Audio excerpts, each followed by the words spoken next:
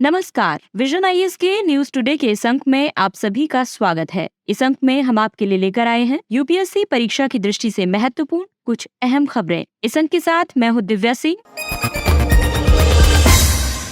आइए सबसे पहले बात करते हैं इस अंक की हेडलाइंस के बारे में। अटल पेंशन योजना, प्रधानमंत्री जीवन ज्योति बीमा योजना और प्रधानमंत्री सुरक्षा बीमा योजना के 8 साल पूरे हुए। एशिया और प्रशांत के लिए संयुक्त राष्ट्र आर्थिक और सामाजिक आयोग की रिपोर्ट के मुताबिक अधिकतर एशिया प्रशांत देश प्राकृतिक आपदाओं से निपटने के लिए तैयार नहीं। कूनो नेशनल पार्क के जंगल में 5 और चीतों को छोड़ा जाएगा। हरियाणा मंत्रिमंडल ने शहरी स्थानीय निकायों में पिछड़े वर्गों के लिए आरक्षण का मार्ग प्रशस्त किया। भारतीय भूवैज्ञानिक सर्वेक्षण को राजस्थान में लिथियम के भंडार मिले। और निवेशकों की रुचि बढ़ाने के लिए बिल्ड ऑपरेट ट्रांसफर यानी बीओटी मॉडल में और बदलाव किया जाएगा। और आइए अब खबरों पर विस्तार से चर्चा करते हैं।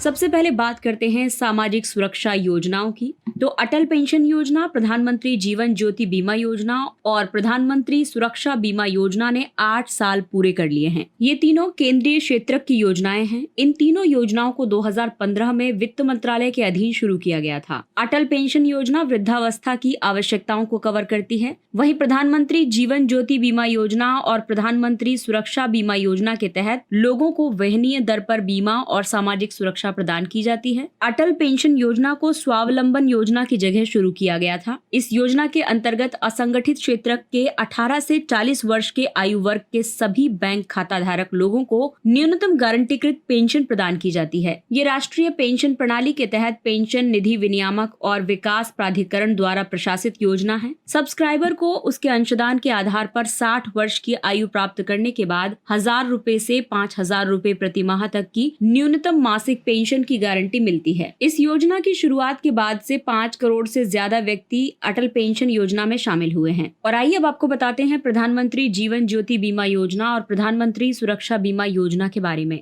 प्रधानमंत्री जीवन ज्योति बीमा योजना 1 वर्षीय जीवन बीमा योजना है। ये प्रतिवर्ष नवीकरणीय है, यानी कि हर वर्ष इसको रिन्यू किया जा सकता है। किसी भी कारण से हुई मृत्यु के लिए बीमा कवर इसके तहत प्रदान किया जाता है। इसके तहत बीमा जीवन बीमा निगम यानी LIC प्रदान करता है। ये 18 से 50 आयु वर्ग के नागरिकों के लिए उपलब्ध है। इसमें NRI भी शामिल हैं। हर वर्ष इसे रिन्यू कराने पर इस बीमा योजना का लाभ 55 वर्ष की आयु तक उपलब्ध है। हालांकि 50 वर्ष की आयु पूरी होने पर नए लोगों का योजना में प्रवेश संभव नहीं है। इसका लाभ ये है कि ये किसी भी कारण से हुई मृत्यु की स्थिति में 2 लाख रुपए का जीवन बीमा कवर प्रदान करता है। इसके तहत देय प्रीमियम है 436 रुपए प्रति वर्ष। योजना के तहत जोखिम कवर है, जो कि योजना में शामिल होने के प्रथम 45 दिनों के बाद ही शुरू होता है। इस योजना में शामिल होने वालों की संख्या बढ़कर 16.19 करोड़ से ज्यादा हो गई है। वहीं प्रधानमंत्री सुरक्षा बीमा योजना की बात करें तो ये 1 वर्षीय दुर्घटना बीमा योजना है। इसको भी हर साल रिन्यू किया जा सकता है। ये किसी दुर्घटना के कारण मृत्यु या दिव्यांगता की स्थिति में बीमा कवर प्रदान करती है।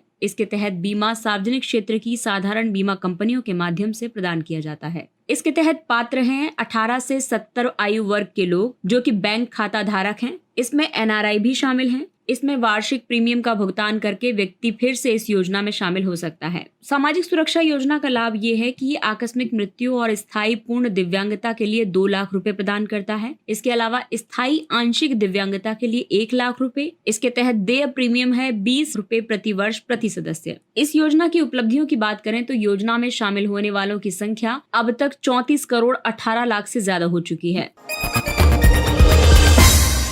एशिया और प्रशांत के लिए संयुक्त राष्ट्र आर्थिक और सामाजिक आयोग यानी एस्केप की रिपोर्ट के मुताबिक अधिकतर एशिया प्रशांत देश प्राकृतिक आपदाओं से निपटने के लिए तैयार नहीं हैं। एस्केप ने the race to net zero accelerating climate action in India and the Pacific शीर्षक से रिपोर्ट जारी की है। ये रिपोर्ट जलवायु परिवर्तन के क्षेत्रीय संदर्भ की रूपरेखा प्रदान करती है, साथ ही वैश्विक जलवायु एजेंडे का समर्थन करने के लिए की जा सकने वाली कार्रवाइयों की पहचान करती है। इस रिपोर्ट में कहा गया कि पिछले 60 वर्षों में एशिया और प्रशांत क्षेत्र में ताप वृद्धि वैश्विक औसत से ज्यादा हो गई है। संपूर्ण एशिया और प्रशांत क्षेत्र में प्राकृतिक और जैविक खतरों के कारण होने वाली औसत वार्षिक आर्थिक हानि $780 बिलियन अनुमानित है। एशिया प्रशांत क्षेत्र का ग्रीन हाउस गैस उत्सर्जन 1990 और 2020 के बीच 2 गुने से ज्यादा हो गया है। एस्केप की इस रिपोर्ट में कई सिफारिशें की गई, जैसे कि 3 प्रमुख क्षेत्रकों में उत्सर्जन अंतराल को समाप्त करने के लिए कार्रवाई करने की जरूरत है। और ये 3 प्रमुख क्षेत्रक हैं ऊर्जा, परिवहन और अंतर्राष्ट्रीय व्यापार एवं निवेश। राष्ट्रीय स्तर पर निर्धारित योगदानों में परिवहन संबंधी जलवायु कार्रवाई नीतियों को एकीकृत किया जाना चाहिए। उद्योगों को निम्न कार्बन उत्सर्जन वाला बनाना चाहिए और इसके लिए कई कदम उठाए जा सकते हैं, जैसे कि जीवाश्म ईंधन पर दी जाने वाली सब्सिडी को समाप्त करके, कार्बन मूल्य निर्धारण तंत्र की स्थापना करके, जलवायु शमन और अनुकूलन में निवेश के माध्यम से। इसके अलावा सुसंगत राष्ट्रीय वित्त पोषण नीतियों, पर्यावरण, सामाजिक और गवर्नेंस मानकों के एकीकरण, हरित प्रौद्योगिकियों को समर्थन देने के लिए प्रोत्साहन और क्षेत्रीय निधियों की स्थापना के माध्यम से जलवायु कार्रवाई का वित्त पोषण किया जाना चाहिए। एस्केप ने ये रिपोर्ट जारी की। अब हम जानते हैं एस्केप के बारे में। एस्केप का मुख्यालय है थाईलैंड के बैंकॉक में। इस आयोग की स्थापना आर्थिक और सामाजिक परिषद ने 1947 में शंघाई में एशिया और सुदूर पूर्व के लिए संयुक्त राष्ट्र आर्थिक आयोग के रूप में की थी। वर्ष 1974 में इसे एस्केप के रूप में नामित किया गया था। इसका कार्य है क्षेत्र में समावेशी और सतत विकास का समर्थन करना। इसके अलावा ये और भी कई गतिविधियां करता है, जैसे कि कार्रवाई उन्मुख ज्ञान उत्पन्न करता है और राष्ट्रीय विकास उद्देश्यों तथा क्षेत्रीय समझौतों के समर्थन में तकनीकी सहायता और क्षमता निर्माण सेवाएं प्रदान करता है। इसकी सदस्यता की बात करें तो 53 सदस्य देश और 9 सहयोगी सदस्य हैं। भारत इसका सदस्य है। इसके अलावा और महत्वपूर्ण जानकारी की अगर हम बात करें तो ये संयुक्त राष्ट्र के 5 क्षेत्रीय आयोगों में से एक है।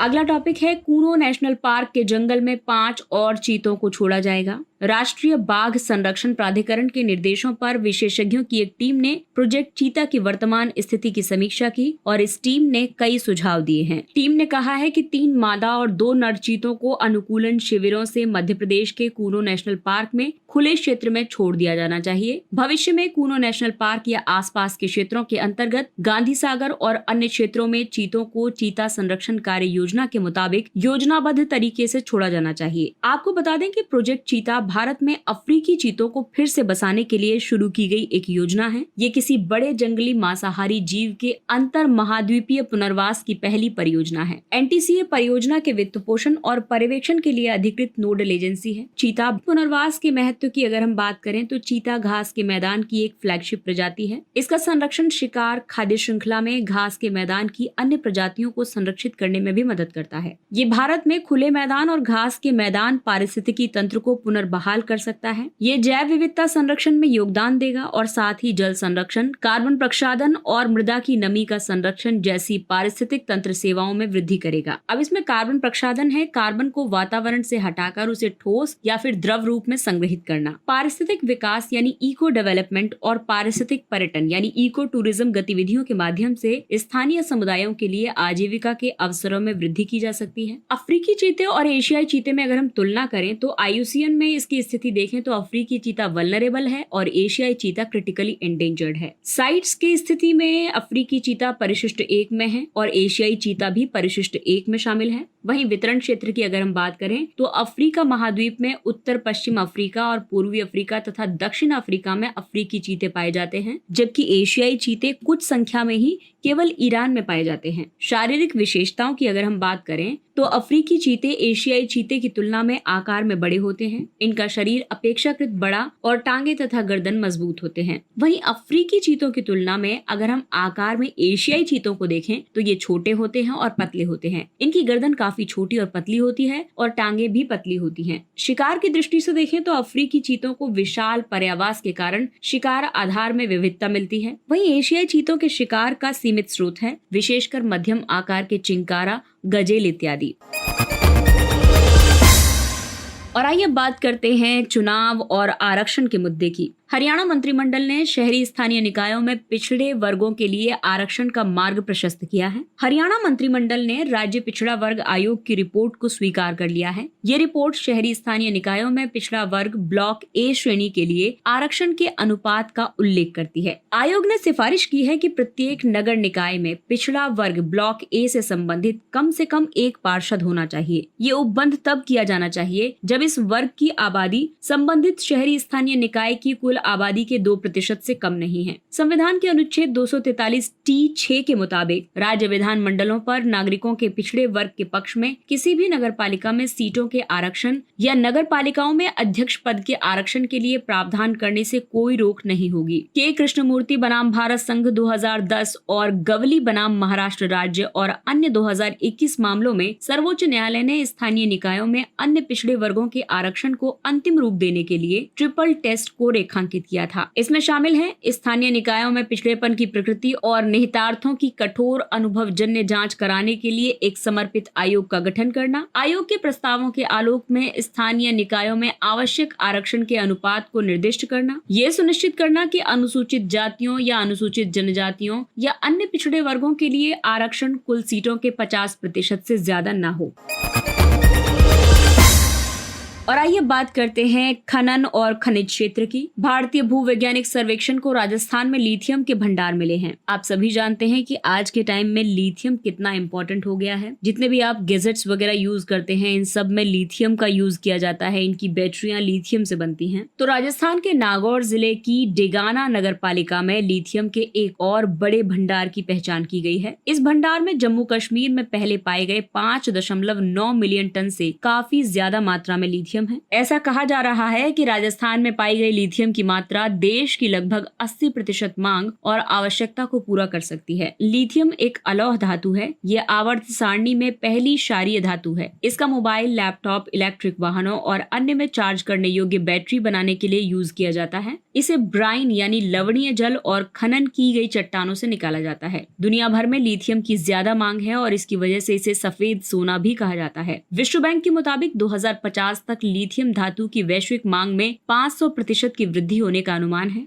वैश्विक लिथियम संसाधन का 50% बोलीविया में है, जो कि सबसे ज्यादा है। इसके अलावा चिली और अर्जेंटीना में है। दक्षिण अमेरिका के ये 3 देश लिथियम ट्रायंगल कहे जाते हैं। तो लिथियम ट्रायंगल कौन कौन से हैं? बोलीविया, चिली और अर्जेंटीना। लिथियम उत्पादन में ऑस्ट्रेलिया विश्व में अग्रणी है। भारत में कर्नाटक के मांड्या जिले के मारला गल्ला अल्लापट्टना क्षेत्र में मौजूद आग्नेय चट्टानों में अपने प्रथम लिथियम भंडार की खोज की है। जियोलॉजिकल सर्वे ऑफ इंडिया की अगर हम बात करें तो ये खान मंत्रालय से संबद्ध कार्यालय है। जीएसआई की स्थापना 1851 में की गई थी और इसे प्रारंभ में रेलवे के लिए कोयले के भंडार का पता लगाने के लिए स्थापित किया गया था। इसका मुख्यालय कोलकाता में है। देश भर में इसके 6 क्षेत्रीय कार्यालय हैं। ये भूवैज्ञानिक गतिविधियों को संपन्न करने वाला भारत का वैज्ञानिक संगठन है। तो आइए अब चर्चा कर लेते हैं लिथियम के गुणों के बारे में भी। लिथियम एक नरम और चमकदार धूसर धातु भूपर्पटी पर पाई जाती है। सभी धातुओं में इसका घनत्व सबसे कम होता है। जल के साथ गहन तरीके से ये अभिक्रिया करती है। ये प्रकृति में धातु के रूप में नहीं पाया जाता। स्पोड्यूमिन, पेडालाइट, लेपिडोइट और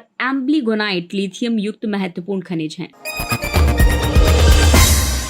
निवेशकों की रुचि बढ़ाने के लिए बिल्ड ऑपरेट ट्रांसफर मॉडल में और बदलाव किया जाएगा। भारतीय राष्ट्रीय राजमार्ग प्राधिकरण राजमार्ग निर्माण में धीरे धीरे बीओटी टोल मॉडल की हिस्सेदारी बढ़ाने पर कार्य कर रहा है। बीओटी को बढ़ावा देने का कारण ये है कि ये रियायत प्राप्त करने वाली कंपनी राजमार्ग का निर्माण और संचालन करती है। इससे सरकार के संसाधनों की बचत होती है। बीओटी एक पारंपरिक सार्वजनिक निजी भागीदारी मॉडल है। इसके अंतर्गत एक निजी संस्था सड़क का डिजाइन तैयार करती है, उसका निर्माण करती है और एक निश्चित अवधि तक संचालन करती है। बाद में समयावधि के पूरा होने पर वो इसे सरकार को वापस हस्तांतरित कर देती है। बीओटी मॉडल के तहत रियायत ग्राही को टोल संग्रह से आय प्राप्त होती है। इसके विपरीत बीओटी मॉडल में सरकार टोल एकत्र करती है और डेवलपर को एन्युटी का भुगतान करती है। सड़क अवसंरचना में निजी निवेश के और भी कई मॉडल हैं, जैसे कि इंजीनियरिंग खरीद निर्माण मॉडल। इसके तहत लागत पूरी तरह से सरकार वहन करती है। सरकार निजी कंपनियों से इंजीनियरिंग विशेषज्ञता के लिए बोलियां आमंत्रित करती है। दूसरा है हाइब्रिड एन्युटी मॉडल। इसमें निजी डेवलपर्स को निर्माण सहायता के रूप में परियोजना लागत का 40% सरकार भुगतान करती है और बाकी 60% की व्यवस्था डेवलपर्स द्वारा की जाती है। हैम एक हाइब्रिड मॉडल है। इसमें 40% ईपीसी यानी इंजीनियरिंग खरीद निर्माण मॉडल होता है और बीओटी 60% होता है, यानी दोनों मॉडल्स का मिश्रण है। हाइब्रिड एन्युटी मॉडल के अंतर्गत विकसित राजमार्ग परियोजनाओं से पथ कर शुल्क वसूली सरकार या प्राधिकरण की जिम्मेदारी होती है।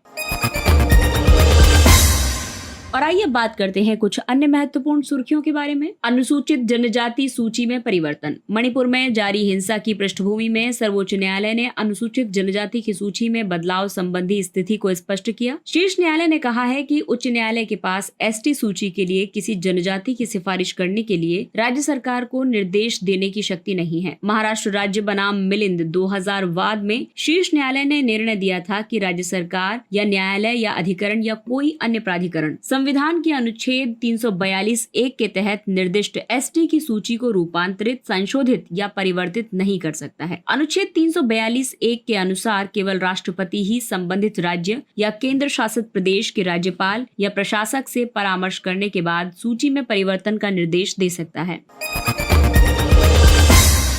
सुर्खियों में रही शब्दावलियों की अगर हम चर्चा करें तो वर्तमान में चर्चा में है मेंशनिंग आवर्स। सुप्रीम कोर्ट में मेंशनिंग आवर्स तब होते हैं जब वकील ऐसे मामले प्रस्तुत करते हैं जिन्हें तत्काल भारत के मुख्य न्यायाधीश के ध्यान में लाने की जरूरत होती है, ताकि आवश्यकता पड़ने पर उन पर सुनवाई शुरू की जा सके। दूसरी एक महत्वपूर्ण शब्दावली है रिवर्स फ्लिप। फ्लिपिंग एक भारतीय कंपनी के संपूर्ण स्वामित्व को एक विदेशी कंपनी को हस्तांतरित करने की प्रक्रिया है। ये प्रक्रिया प्रभावी रूप से एक भारतीय कंपनी को एक विदेशी कंपनी की 100% सहायक कंपनी में बदल देती है। रिवर्स फ्लिपिंग उन कंपनियों के स्वामित्व को वापस भारत में स्थानांतरित करने की प्रक्रिया है जिन्होंने इससे पहले फ्लिपिंग प्रक्रिया अपनाई थी। यानी कि फ्लिपिंग प्रक्रिया के तहत कोई कंपनी कंप्लीटली विदेशी कंपनी बन जाती है और अगर उसी कंपनी का भारतीयकरण करना है तो ये रिवर्स फ्लिपिंग कही जाएगी। अगला टॉपिक है वर्ष 2011-12 से 2020-21 तक कृषि, वानिकी और मत्स्यन में रुझान के बारे में। सांख्यिकी और कार्यक्रम कार्यान्वयन मंत्रालय द्वारा जारी आंकड़ों के मुताबिक वर्ष 2020-21 को समाप्त हुए दशक में पशुपालन, मत्स्यन और जलीय कृषि के उत्पादन के सकल मूल्य में उच्चतम वृद्धि दर्ज की गई है। इसी समान अवधि में अगर हम देखें तो 2011-12 से 2020-21 में कुल जीवीओ में फसल क्षेत्रक का हिस्सा 62.4% से कम होकर 54.9% हो गया है। यानी कि फसल क्षेत्रक में कमी आई है। वहीं फसल क्षेत्रक में भी फलों और सब्जियों का जीवीओ में उच्चतम हिस्सा है। इसके बाद अनाज का स्थान है। पश्चिम बंगाल में फलों और सब्जियों का अधिकतम उत्पादन दर्ज किया गया। उत्तर प्रदेश में अनाज का उच्चतम उत्पादन दर्ज किया गया। केंद्रीय स्थिरता और विकास परिषद। केंद्रीय वित्त मंत्री ने एफएसडीसी की 27वीं बैठक की अध्यक्षता की है। एफएसडीसी यानी financial stability and development council एक स्वायत्त निकाय है। इसका गठन वित्त मंत्रालय के तहत 2010 में किया गया था। इसे वित्तीय स्थिरता बनाए रखने, अंतर विनियामक समन्वय को बढ़ाने और वित्तीय क्षेत्र के विकास को बढ़ावा देने के लिए गठित किया गया था। इसका अध्यक्ष केंद्रीय वित्त मंत्री है। इसके सदस्य हैं आर्थिक मामलों के विभाग के प्रभारी राज्य मंत्री, वित्तीय क्षेत्र के सभी विनियामकों के प्रमुख और अलग अलग विभागों के सचिव। Project smart. आवासन और शहरी कार्य मंत्रालय तथा रेल मंत्रालय ने संयुक्त रूप से जापान इंटरनेशनल कोऑपरेशन एजेंसी के साथ एक समझौता ज्ञापन पर हस्ताक्षर किए हैं। ये समझौता station area development along Mumbai Ahmedabad high speed rail यानी स्मार्ट के लिए किया गया है। प्रोजेक्ट स्मार्ट के अंतर्गत Mumbai Ahmedabad high speed railway station के आसपास के क्षेत्रों को विकसित करने की योजना बनाई गई है। इसका उद्देश्य यात्रियों और अन्य हितधारकों की स्टेशन तक पहुँच और सुविधाओं में वृद्धि करना है और साथ ही आर्थिक गतिविधियों को बढ़ावा देना भी है। ये राज्य सरकारों, नगर निगमों और शहरी विकास प्राधिकरणों की संस्थागत क्षमता को बढ़ाएगा।